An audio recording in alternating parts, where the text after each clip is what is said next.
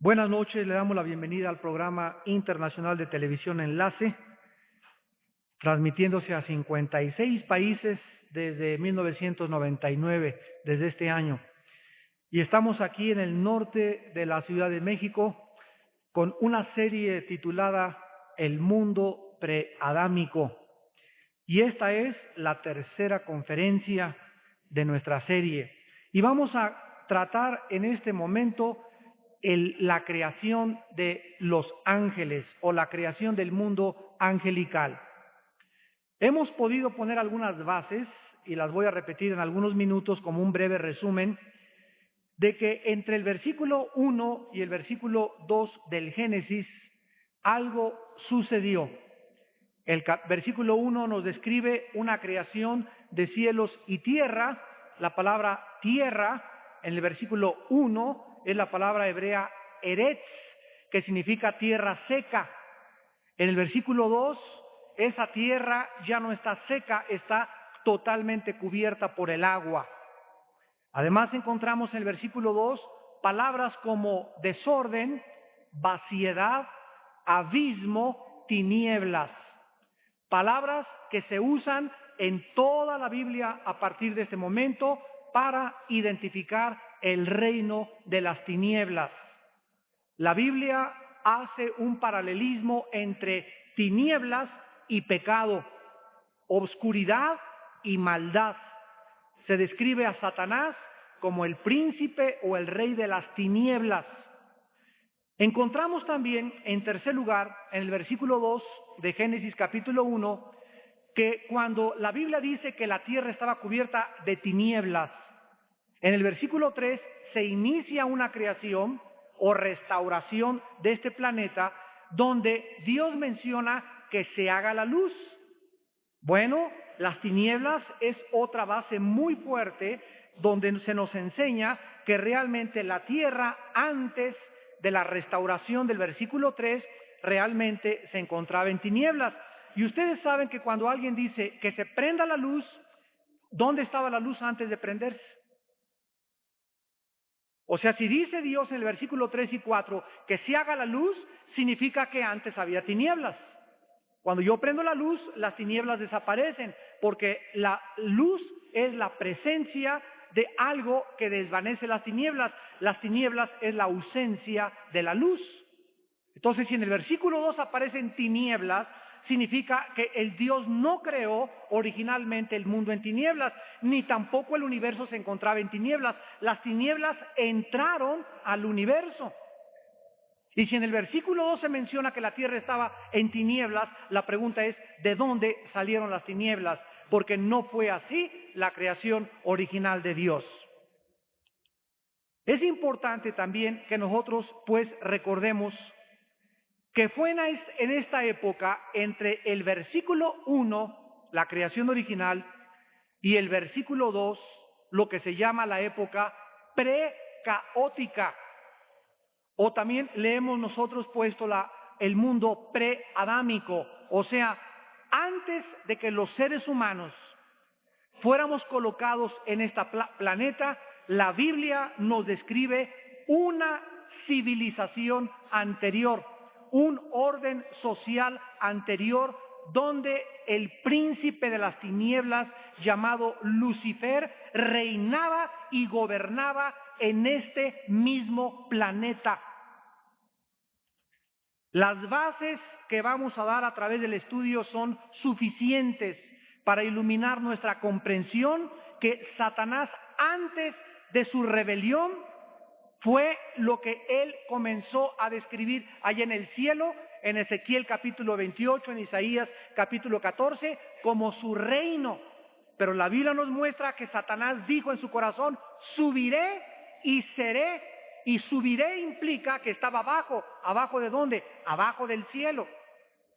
Aquí en este planeta fue donde se inició, donde se planeó el asalto al cielo, lo que hizo que Satanás fuera juzgado, arrojado a esta tierra, y en esta tierra él causara una devastación y un desorden de proporciones cósmicas, por la cual Dios tuvo que juzgar a esta civilización, a este orden social, antes que nosotros fuésemos creados en este mundo.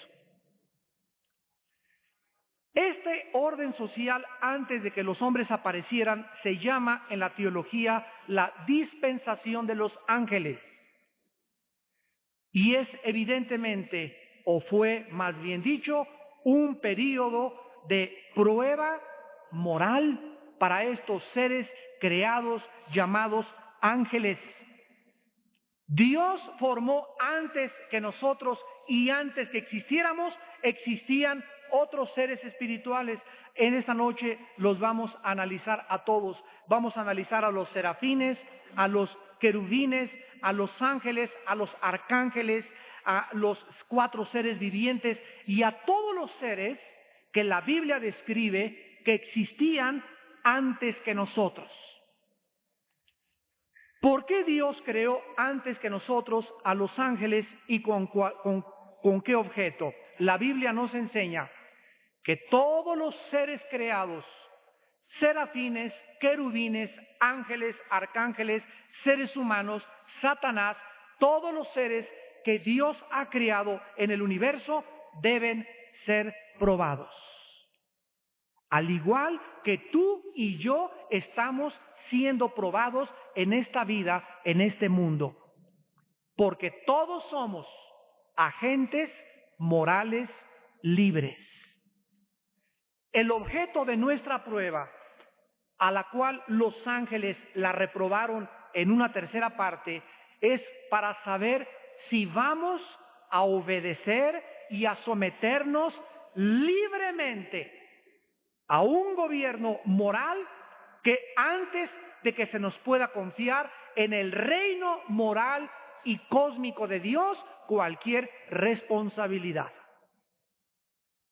Vuelvo a repetir, Dios crea seres morales libres, como ángeles, querubines, serafines, etcétera, etcétera, al igual que nosotros, con el propósito de que todos los seres que Dios ha creado escojamos libremente, voluntariamente, reconocer al Dios creador del universo y Rey de reyes y Señor de señores y someternos a su autoridad antes de que Él nos pueda confiar una responsabilidad en el mundo que después de que muramos seguiremos viviendo.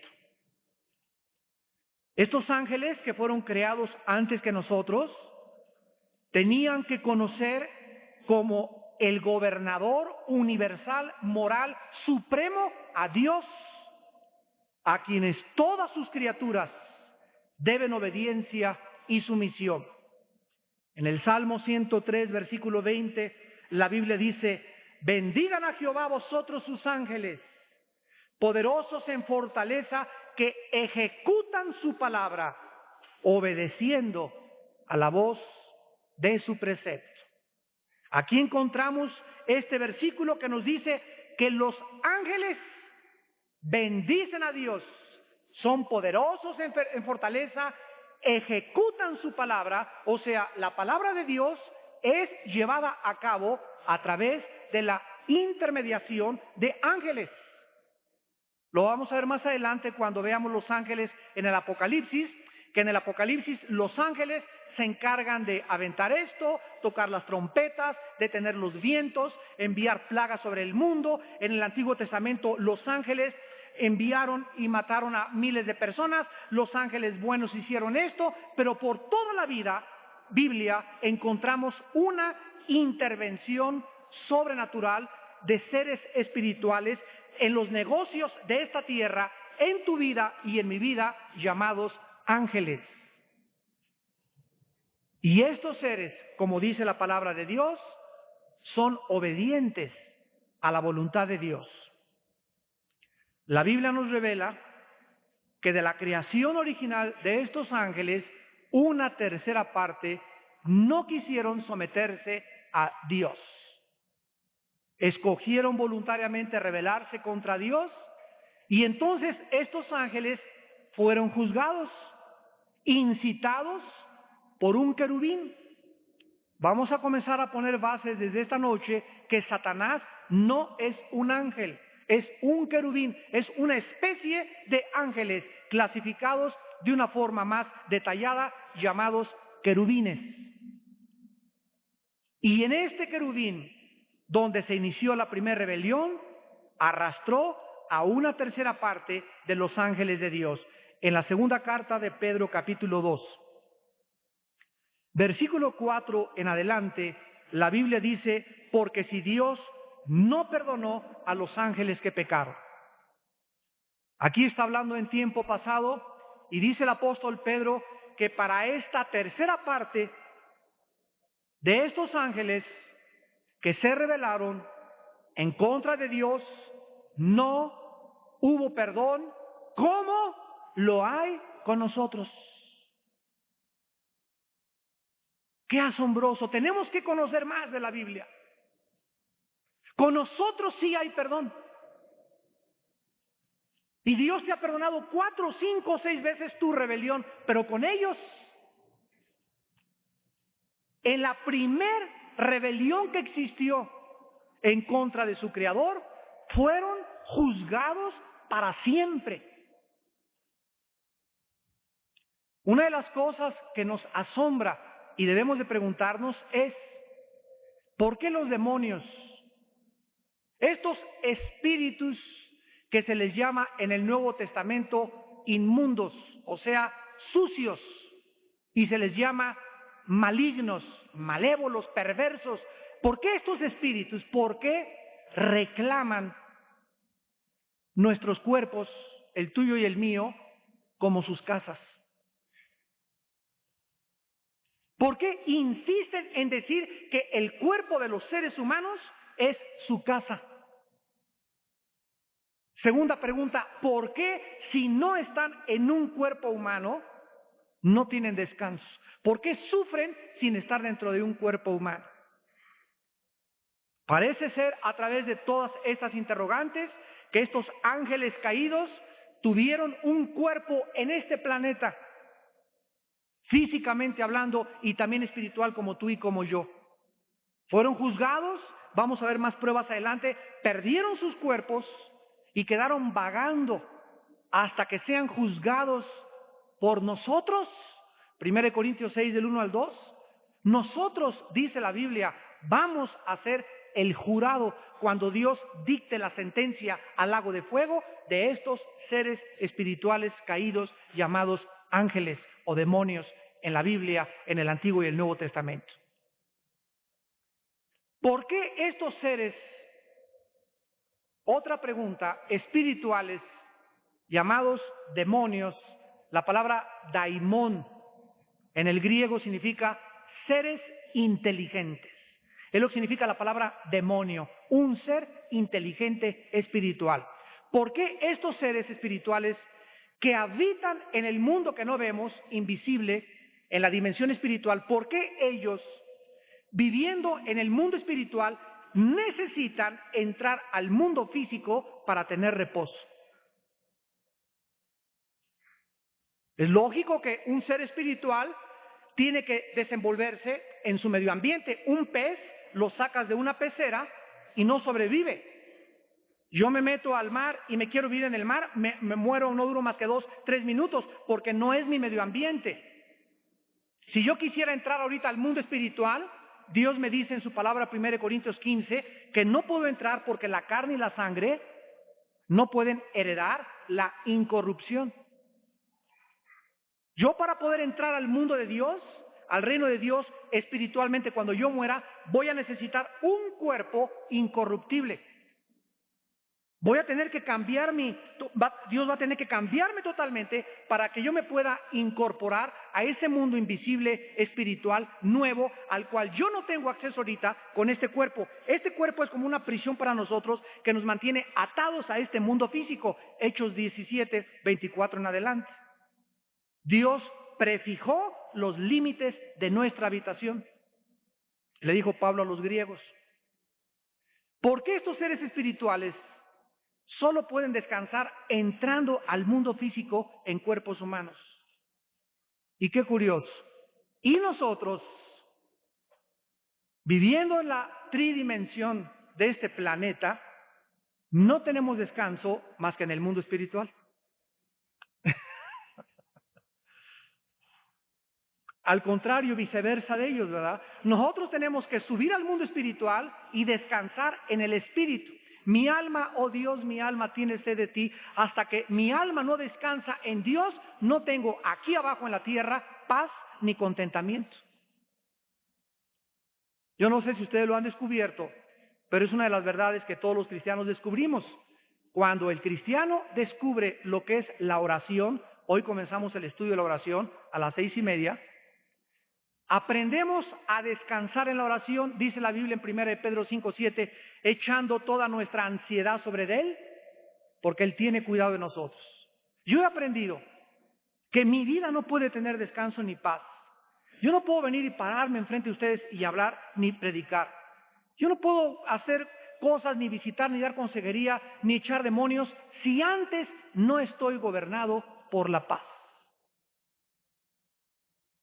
Y siempre que me siento intranquilo o que no tenga paz, tengo que examinar mi vida inmediatamente y caer de rodillas. Allá me meto al baño, aquí en este baño, o aquí atrás donde encuentro un estacionamiento a mi coche, me hinco, Señor, y a orar y a platicar con Él y a fortalecerme. ¿Y cuál es esto? Y Señor, ilumíname y protégeme, y hasta que no tenga esa paz, no puedo ministrar, no puedo funcionar, no puedo vivir. No puedo ser esposo, no puedo ser padre, porque es la paz de Dios la que debe gobernar nuestros corazones. Colosenses 3:16 y 17. Entonces, estos seres espirituales andan aquí en este mundo, no los vemos, y de alguna u otra forma los seres humanos se han dado cuenta de esto. Y me refiero a los no cristianos, y les llaman fantasmas, les llaman duendes, les llaman espíritus o almas en pena, porque de alguna forma estos seres espirituales se han manifestado en el mundo físico y han alterado la vida física de muchas personas que, aunque no sean cristianas, están conscientes de que hay espíritus. Por ejemplo, los apaches sabían que en ciertos árboles y montañas le llamaban, había espíritus en los árboles, espíritus en el viento, y ellos, los apaches, en sus libros y escritos está contenido el testimonio de que ellos han platicado y han visto espíritus que gobiernan sus vidas. O sea que no solamente los cristianos estamos conscientes, la única diferencia es que nosotros sabemos quiénes son. Y la Biblia le llama también, aparte, espíritus engañadores. En 1 Timoteo 4, versículo 1. Muy bien, todo agente moral libre tiene que ser probado y tiene que tener ciertas restricciones. Vamos a comenzar a poner principios lógicos. Todo ser moral creado por Dios no fue creado para gobernar junto a Dios, ni hacerse Dios, ni ser autónomo, ni considerar su vida como un libertino o un libertinaje total y absoluto, como lo estableció un filósofo triste y trágicamente ateo llamado Jean-Paul Sartre. Sartre dijo: yo no puedo considerar la autonomía humana sin mi libertad. Así escribió en uno de sus libros. Yo no puedo considerar que yo pueda considerarme autónomo sin ser libre. Él se equivocó en sus dos premisas. La autonomía significa autogobierno. Y no hay ningún ser en el universo que se autogobierne, para comenzar. Porque el día que alguien diga yo soy autónomo, en ese momento está diciendo yo soy Dios. Yo no necesito fuerza extraña para gobernarme, ni externa. Yo me gobierno a mí mismo. Por lo tanto, si yo me gobierno a mí mismo, entonces puedo hacer lo que me dé la gana, porque soy autónomo. Entonces Sartre se equivocó en que él no pudo describir la autonomía fuera de la esfera humana, sino dentro del campo de la filosofía y de la perspectiva meramente terrenal, visible y física. Y nosotros somos libres en el sentido de que nuestra libertad que Dios nos da es para que escojamos el bien no el mal. El ejemplo que continuamente hemos traído es el del preso que sale de la cárcel y le dice el juez: mira, Pitirijas, eres libre. Y saliendo de la cárcel, el Pitirijas dice: ¡ah, ¡jua! Ahora sí vamos a seguir tomando y emborrachándonos y robando. Entonces el juez le dice: mira, ven para acá, muchacho, quiero que entiendas el concepto de la libertad. La libertad no es hacer lo que te dé la gana, eso se llama libertinaje.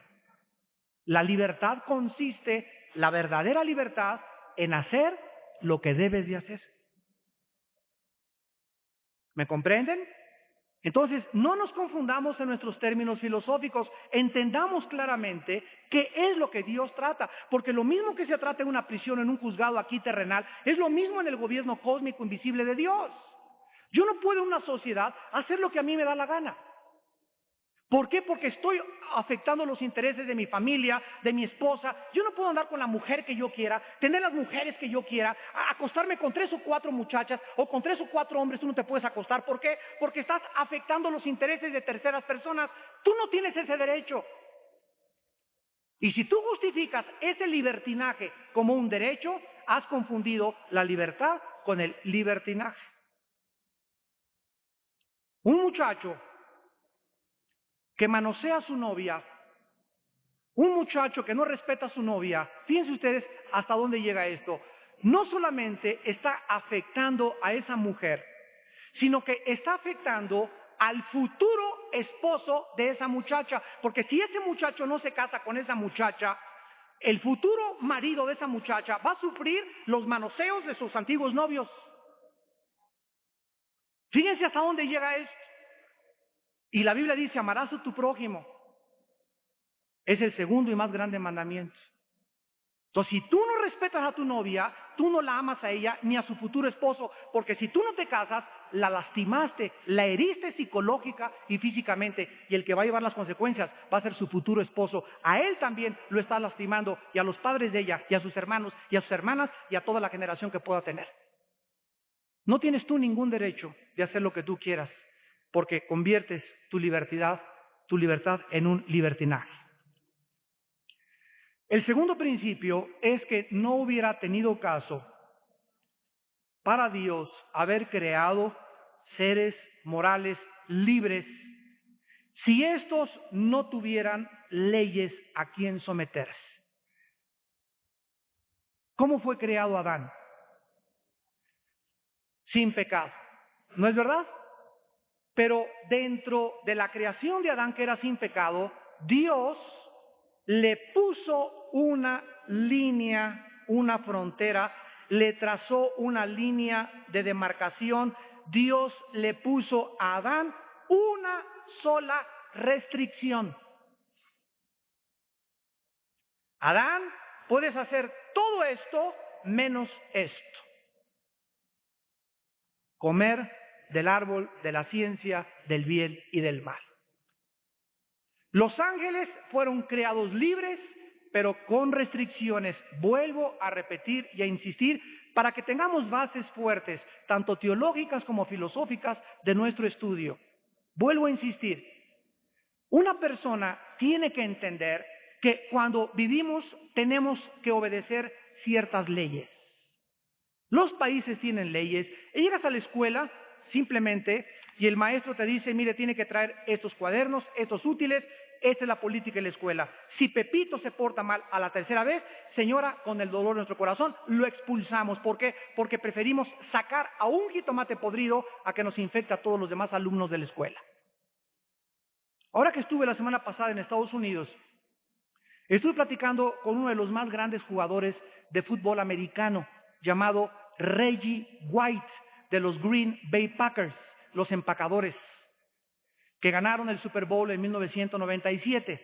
Y este hombre, que es de los principales jugadores de este equipo, y es cristiano, y ahora es pastor, predicó un mensaje a unos jóvenes y les dijo lo siguiente: en el equipo de fútbol americano, ninguno de los jugadores puede hacer lo que le da la gana, porque en cuanto el coach o el entrenador encuentre que uno usa drogas o que violó a una muchacha o que hizo esto, lo tenemos que expulsar, porque el secreto de un equipo de fútbol americano es trabajar en equipo, todos con la misma mentalidad. Entonces, si en un equipo de fútbol se necesita armonía y se necesita amistad y se necesitan tener reglas para poder llegar al Super Bowl, ¿cuánto más nosotros en nuestra vida espiritual? Yo no puedo vivir en esta vida sin reglas. Tú no puedes vivir sin reglas morales, porque nos autodestruimos y afectamos a toda nuestra sociedad. Antier domingo llegó a la Iglesia del Sur un político que habló con el pastor Ismael Carmona y conmigo.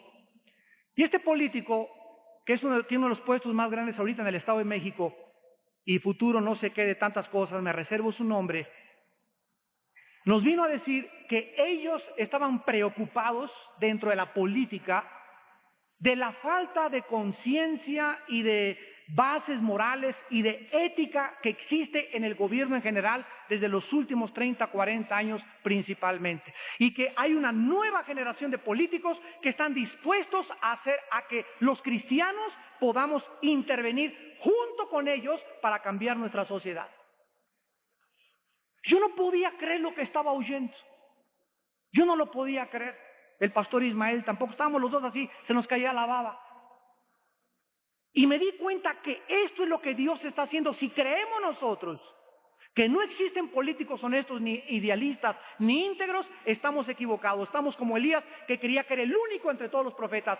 Dios tiene muchos políticos aún, que aunque no sean cristianos, tienen principios, y algo, que ese algo es el Espíritu Santo, los está moviendo, como movió al rey Artajerjes en el libro de Esdras, para que se proclamara el regreso de Jerusalén, de los judíos a Jerusalén. Dios está moviendo ahorita políticos y gentes importantes, influyentes, para que nosotros podamos tener la oportunidad de la época del libro de Daniel.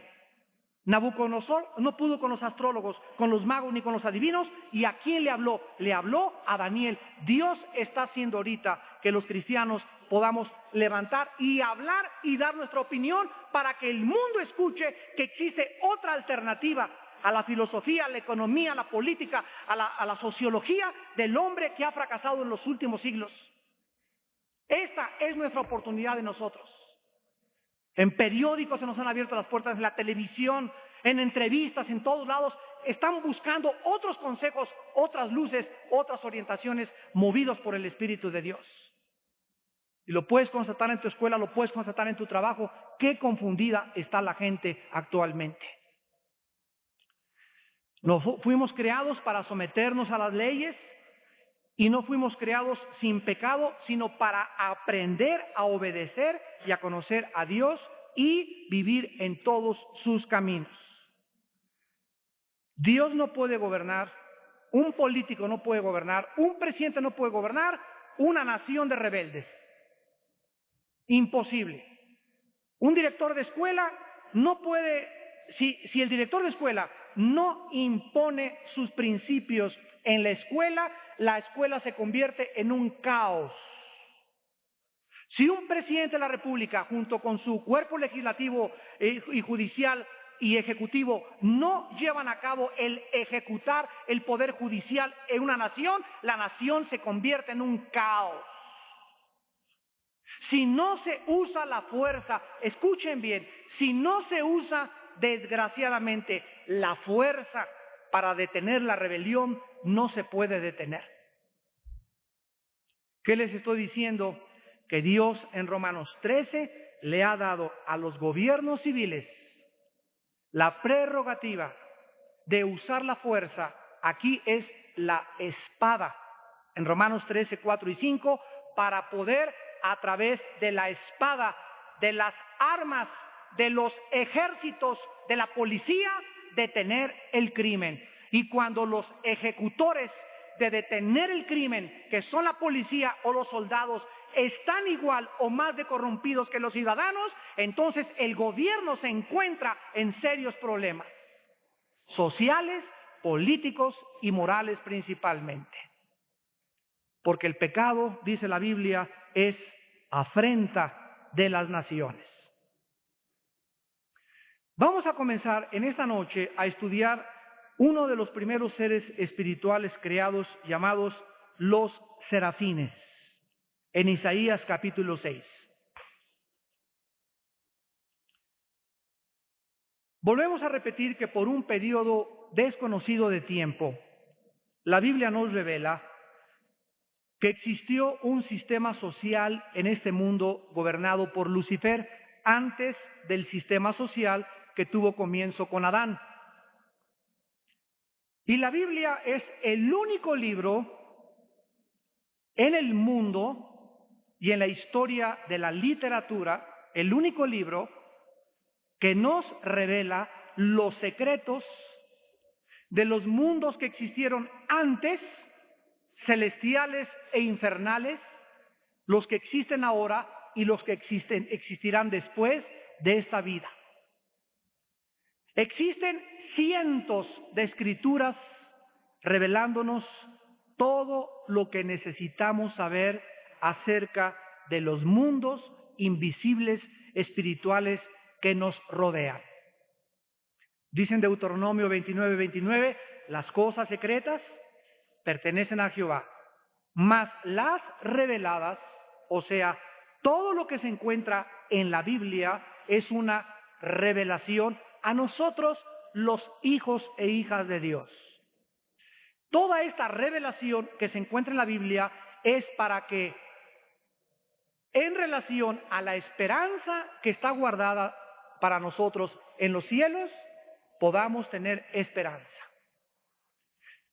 Dios nos revela los misterios del universo como los ocultistas y los brujos y los parapsicólogos para tener más conocimiento y con el propósito de controlar a la gente y por el afán de curiosidad nato que existe en la naturaleza humana. Dios nos revela el mundo invisible y lo que estamos viendo a través de estos estudios con el único propósito de que cada vez seamos más y más y más santos.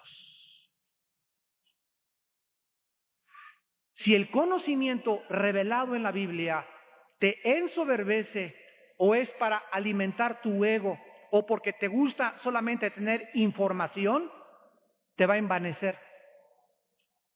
Pero si este conocimiento entra aquí y baja aquí al corazón, transforma nuestra vida espiritual interior. Y es el principal propósito de la revelación bíblica. El mundo espiritual está compuesto por increíble infinitud de seres. Vean el mundo terrenal. ¿Has visto un mosco aumentado del tamaño de un perro? Lo horrible que es. ¿Has visto una cucaracha? ¿Has visto cuántos ojos tiene una mosca? ¿Has visto la infinidad y la variedad de pájaros, de insectos? Los microbios que existen amplificados, que son organismos vivos, diferentes, con ojos, con cerebro, que se mueven diferentes. Increíble la variedad de creación que existe aquí entre nosotros y que apenas conocemos. Ahora, en el mundo espiritual existe una creación más grande. Una de las cosas que he podido comprobar, y ahora sí lo puedo afirmar sin lugar a dudas, es que en el cielo hay animales. Así lo vamos a ver, espérense. Es increíble, pero en el cielo hay animales. Y muchos de los que nosotros conocemos aquí, abajo en la tierra, están también en el cielo. Lo vamos a ver con más calma en otros estudios, aunque ahorita algunos hagan así las cejas. Vamos por orden, nada más para picarlos. En Isaías capítulo 6 encontramos estos seres espirituales que solamente se mencionan dos veces en toda la Biblia. Y estas dos veces se encuentran en Isaías capítulo 6. En el año que murió el rey Usías, comienza el capítulo 6 de Isaías, vi yo al Señor sentado sobre un trono alto y sublime, y sus faldas llenaban el templo. Por encima de él había sarap en el hebreo, S-A-R-A-P-H, Sarap, que se tradujo serafines, y significa seres que arden, o los ardientes, que están ardiendo. Cada uno tenía 6 alas, con 2 cubrían sus rostros, con 2 cubrían sus pies, y con 2 volaban. Y el uno al otro, vean ustedes que entre estos seres con alas literales había comunicación entre ellos, una comunicación inteligente, una comunicación audible.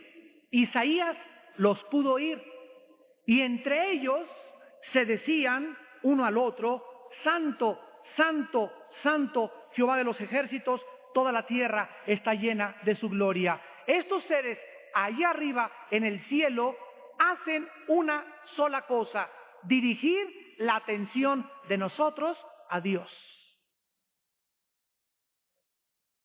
Si tú vas a Apocalipsis, los querubines y todos los seres espirituales, y mirar a aquel que tiene la gloria y el poder y la honra y el poder y la gloria pertenecen, y los seres espirituales dirigen continuamente nuestra atención al leer la Biblia hacia Dios. No llegó el serafín y le dijo: hola, ¿cómo estás, Isaías? ¿No me conocías? Mira quién soy yo, Superman. Ninguna de las criaturas vivientes que han sobrevivido los juicios pasados y que se encuentran alrededor de Dios, ninguna de ellas atrae la atención hacia su persona.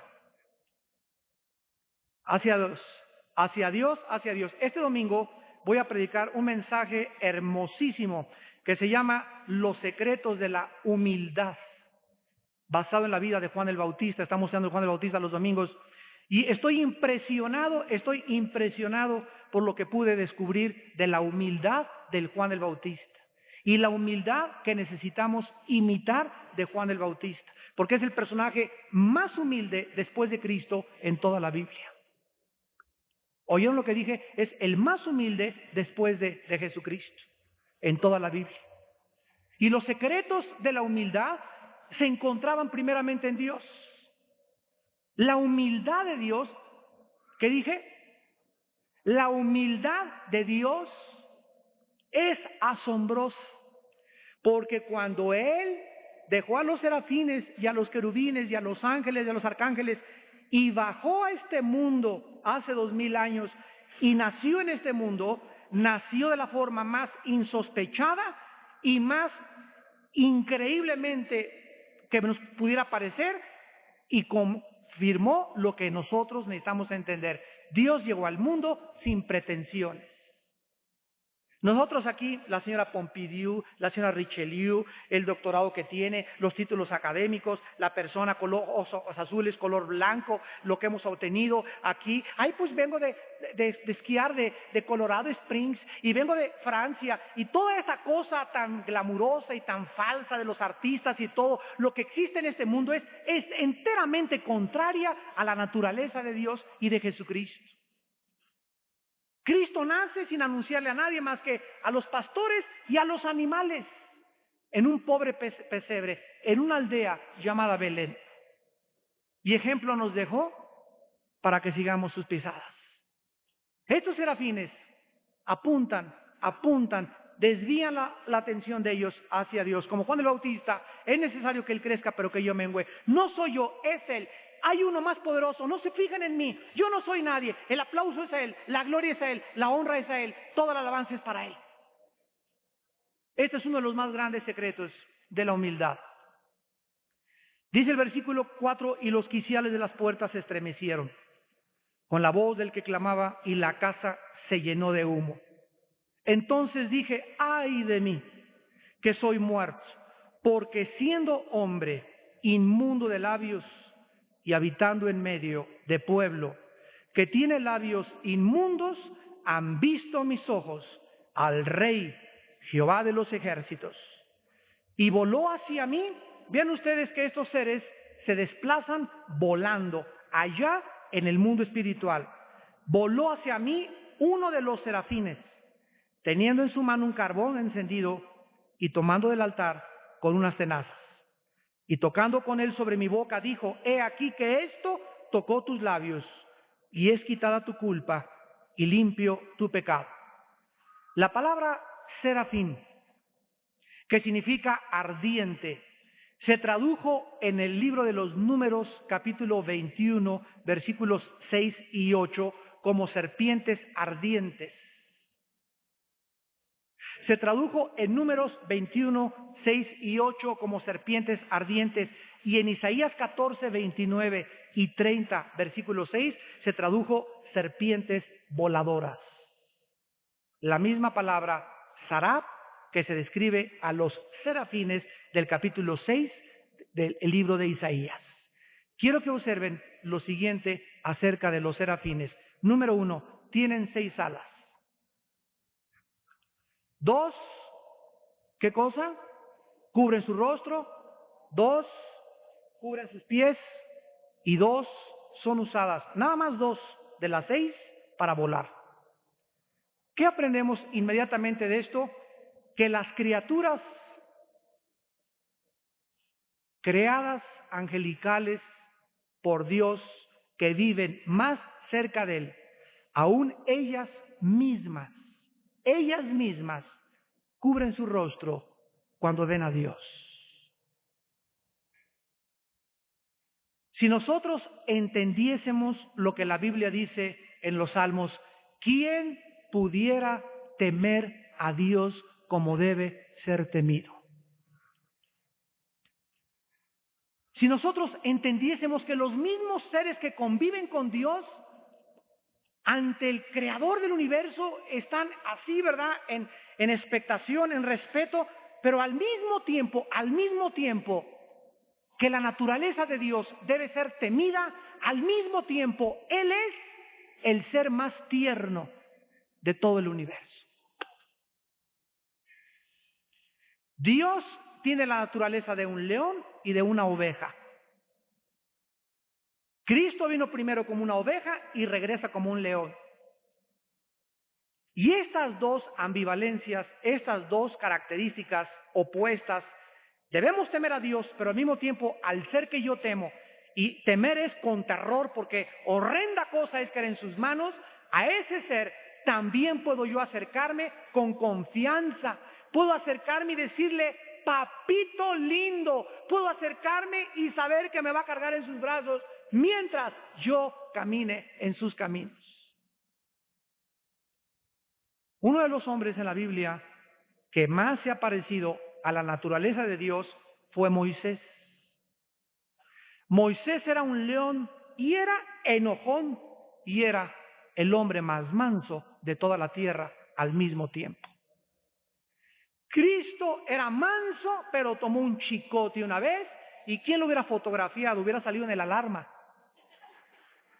Es el Mesías, ve nomás cómo enoja. Y por eso nosotros, ¿verdad?, cuando llegamos a una madurez espiritual como cristianos, tenemos que tener también estas características. Nosotros necesitamos tener un carácter fuerte, pero al mismo tiempo ser tiernos. El mismo palo que agarraste para golpear a tus hijos, estás pao, y enojado, no hay ningún problema.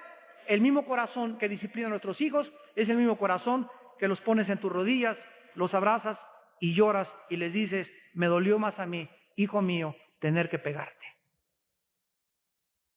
Esa ternura y ese carácter fuerte son necesarios para vivir, porque el puro amor es sentimentalismo y la pura ira y el enojo es dictadura. Entonces necesitamos, ¿verdad?, ser fuertes pero flexibles, ser fuertes pero no inflexibles ni demasiado rígidos. Tenemos que combinar con sabiduría de Dios nuestro carácter para poder edificar las vidas de los demás. Por eso dice la Biblia que enojarse no es pecado. ¿Sabían eso, verdad? En Efesios 4 dice: enójate. Así es, enójate, te dice Dios, pero no se ponga tu enojo sobre el sol, o el sol sobre tu enojo, perdón. O sea, podemos reaccionar y el enojo es una emoción normal, pero que no te dure. Si te dura, ya es pecado. Entonces podemos alterarnos y alguien me hizo esto, y pasó esto, y quién me comió mis cornflakes. ¿Quién me agarró mis chanclas, mis calcetines? Me los agarraron, y son las 7 y me tengo que ir al trabajo. ¿Dónde está ese muchacho condenado que se llevó mis calcetines? Y todos son cosas normales de seres humanos porque no podemos esconder nuestra humanidad. Esos cristianos que se creen súper espirituales, que siempre andan, no, el hermano, es que mucho gusto, hermanito, y siempre parece que están en las nubes y los vieras y quieren creer que esa actitud es espiritual. Y el cristiano tiene que ser como es aquí y en donde esté. Y que yo salga ahorita y me encuentro un papá gritándole a su chamaco, ya te vio el hermano, va a decir que eres un canal. De ninguna manera. Eso lo piensan los fariseos y los legalistas. Ay, hermano, si usted supiera, mi esposo es diácono y anoche los gritos que nos dio, hermana, pues si no es un querubín. Ninguno de nosotros somos querubines en nuestra casa, ni ángeles que le preguntan a nuestra esposa, y nuestra esposa conoce perfectamente bien nuestras debilidades y defectos, ¿no es cierto? A ver cuántos hombres dicen amén. Los serafines se tapan la cara, se cubren los pies, mostrándonos que antes de caminar o de dirigirse a Dios, fijan dónde están sus pasos. Y con dos vuelan, con dos hacen, con dos alas vuelan. O sea, cuando ellos volaron hacia Isaías, volaron con una comisión, con dos alas hacen la voluntad de Dios. Y encontramos en el número 6 el número de los seres humanos. ¿No es verdad? El número del hombre es el número 6. Por eso el número del anticristo es 6, 6, 6, que es el 6 repetido 3 veces, o sea, elevado a la deidad, el hombre queriéndose hacer Dios. En segundo lugar, alaban a Dios continuamente. Santo, santo, santo, Jehová de los ejércitos, toda la tierra está llena de tu gloria. ¿De veras está llena de la gloria de Dios? ¿De veras? Cuando yo leí esto, me costó trabajo creerlo, porque me acordé inmediatamente hace 3 días de Kosovo. De los 500,000 de refugiados y de la gente que está sufriendo y padeciendo, ¿de veras está? Le dije a Dios, Señor, ¿está toda la tierra llena de tu gloria? ¿De veras está llena de gloria de Dios? Me acordé de lo que están padeciendo en el Medio Oriente, de los que están atravesando la frontera, los braceros mexicanos, para sufrir temperaturas altísimas, para poder llegar a su sueño americano y trabajar en Estados Unidos, y de todo lo que está pasando en la tierra. ¿De veras está la tierra llena de su gloria? Y le dije, Padre Santo, yo tengo que ser sincero contigo. ¿Qué quieres decir con que toda la tierra está llena de tu gloria? No me contestó el Señor. Pero el sábado en la mañana me volví a levantar y estuve orando y Dios me contestó y me dijo, y se los comparto. Si tú ves la tierra con tus ojos humanos, no hay más que desesperación, llantos, quejidos, lamentos, muerte, porque es un valle de sombras y de muerte. Pero si tú ves la tierra desde mi perspectiva, mi gloria cubre la tierra. ¿Qué nos está diciendo Dios? Que los cristianos podemos tener la capacidad de ver el sufrimiento humano a través de una lente más grande que nuestros ojos, mi razón y mi sentido de reflexión y de análisis, y llegar a la conclusión que las cosas que nosotros llamamos sufrimiento no lo son para Dios, ni las injusticias, y que todo obra un propósito, y que muchos seres humanos que están sufriendo es por causa de sus pecados. Como dice Deuteronomio 32, no es de Dios la mancha, es de nosotros. Nosotros es lo que estamos haciendo en Kosovo y Dios no interviene, porque si Dios interviniera, violaría la libertad de juicio que se avecina sobre el mundo entero. Tenemos que comenzar a pensar como Dios, porque sus pensamientos, ¿qué? Él no piensa como nosotros pensamos. Sus caminos no son como nosotros creemos que camina. Dios dice que tenemos que aprender sus caminos para poder juzgar no por las apariencias, sino con justo juicio. Y en tercer y último lugar, volaron y ministraron al profeta. Los serafines, no Dios, no Cristo que estaba en el cielo, no el arcángel Miguel. Los serafines, estos seres creados por Dios, ministraron a Isaías, y uno le puso, versículo 6, el carbón en su boca, tomado del altar con unas tenazas. ¿Por qué le puso el carbón en su boca? Precisamente porque la boca es el instrumento que revela nuestro pecado. De la abundancia del corazón, la lengua, Santiago 3, es un veneno, es un infierno lleno de veneno mortal. Con la boca, con las palabras podemos lastimar la reputación de alguien y herir su reputación por años. Podemos calumniar a alguien y hacerle el daño más grande que te puedas imaginar. Un esposo no necesita darle una cachetada a la esposa. Un esposo puede rebajar a una mujer con las palabras despreciándola y son peor que 50 fuetazos. Las palabras son peor que látigos. Las palabras revelan nuestra verdadera personalidad. Y lo primero que Dios le sella a través de los serafines a Isaías es su boca, para que cuando hable mi boca sea mi palabra sazonada con sal. 1 Pedro 3, el que quiere ver días buenos y gozar la bendición de Dios, refrene su lengua del mal, porque en la boca, en la lengua está el poder de la vida y de la muerte. Limpiaron su conciencia y limpiaron su espíritu de pecado. La semana que entra vamos a continuar con los querubines y con otros seres espirituales, y ha llegado el momento de despedirnos. Señor, te damos gracias porque siempre nos escuchas, y al estar hablando en este momento, también nos escuchan otros seres, multiplicidad de seres en el universo que tú creaste, y nuestras palabras pueden llevar la vida o la muerte, la bendición o la maldición. Señor, te damos gracias porque hoy y todos los días estás en medio de nosotros y con nosotros. Por lo tanto, no temeremos.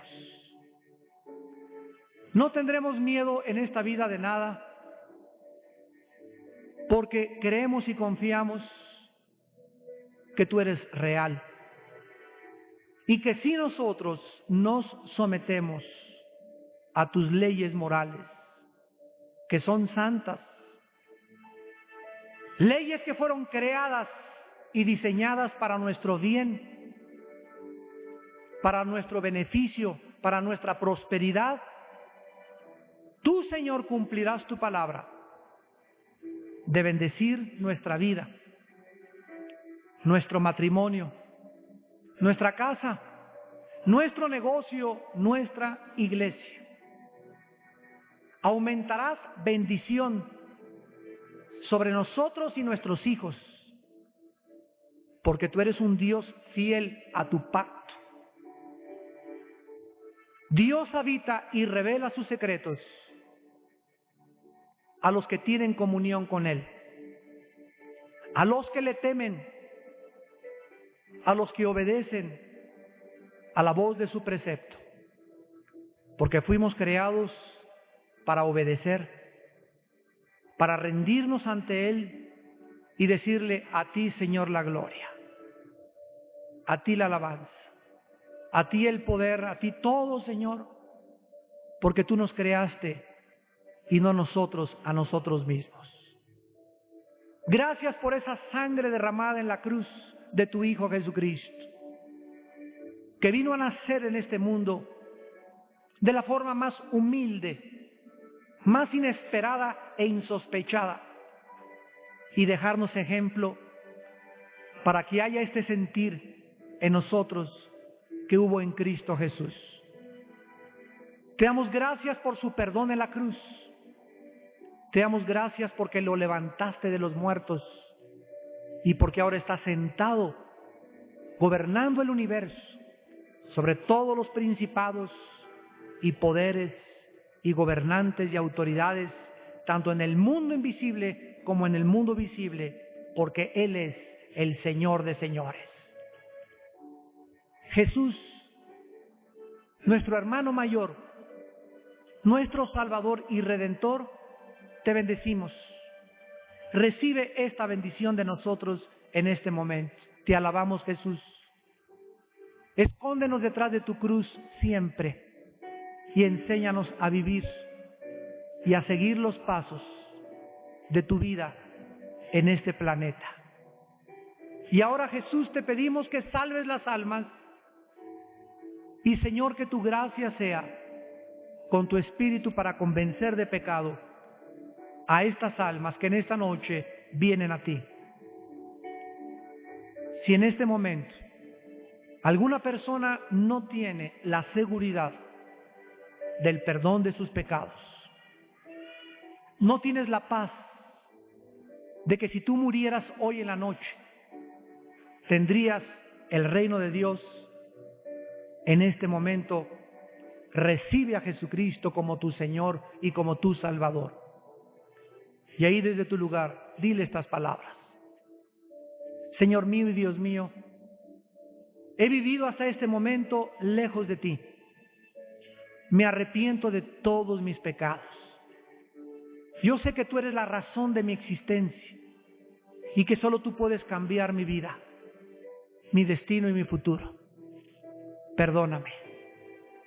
Creo en la sangre derramada en la cruz en mi lugar y que Cristo pagó en esa cruz por todas mis maldades. Te pido, Jesús, que en este momento entres a mi corazón.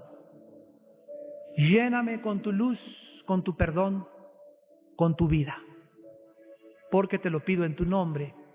Bendito Señor Jesús. Amén.